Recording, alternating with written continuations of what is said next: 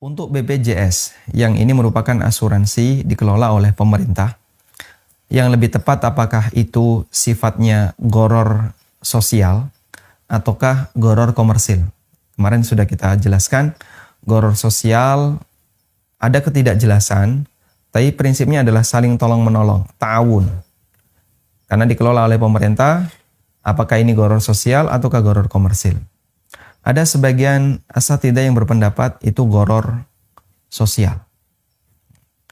Dan pendapat ini juga didukung oleh beberapa masyayikh ketika ditanya tentang BPJS.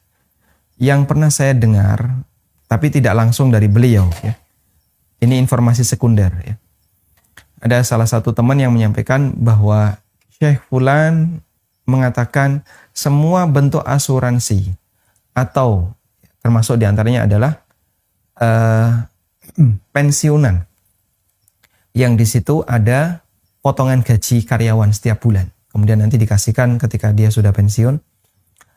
Selama itu dikelola langsung oleh pemerintah, maka statusnya adalah gharar sosial.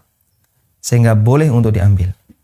Di antara masyayikh yang mengatakan seperti ini adalah Syekh Dr. Sulaiman Ar-Ruhaili hafizahullah ta'ala. Seperti yang kita tahu, beliau termasuk ulama Saudi yang sering ke Indonesia memberikan daurah maupun ceramah umum di masyarakat Indonesia.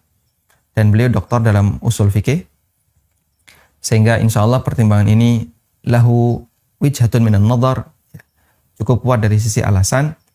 Karena kalaupun nilainya kurang, sehingga misalnya Anda total bayar premi BPJS yang sudah Anda bayarkan total ya 15 juta. Selama sekian tahun.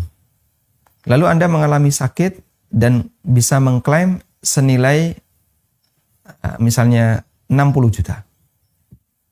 Anda baru bayar 15, sudah bisa mengklaim 60. 45 duitnya siapa? APBN dari pemerintah. Anggaran yang dikeluarkan oleh pemerintah.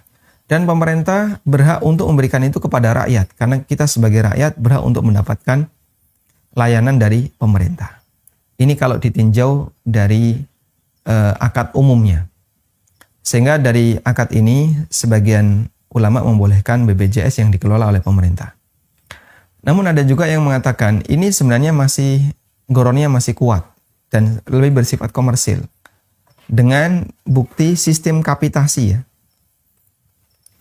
Sistem kapitasi untuk beberapa rumah sakit dan klinik. Bentuknya begini, pemerintah ngasih dana BPJS untuk nilai tertentu. Misalnya, satu rumah sakit ini biaya BPJS-nya adalah senilai 100 juta satu bulan. 100 juta sebulan. Sudah?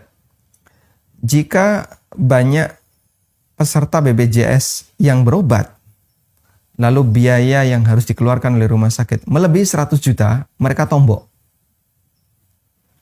Tapi kalau peserta BPJS yang berobat di situ sedikit, sehingga biaya yang dikeluarkan oleh rumah sakit untuk peserta BPJS kurang dari 100 juta, mereka untung.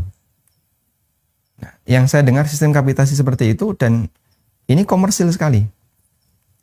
Artinya posisi rumah sakit, kemudian dia harus menekan biaya semaksimal mungkin dan itu bisa menyebabkan layanan ke pasien jadi kurang maksimal. Ini pertimbangan kedua yang berpendapat bahwasanya BPJS masih bermasalah.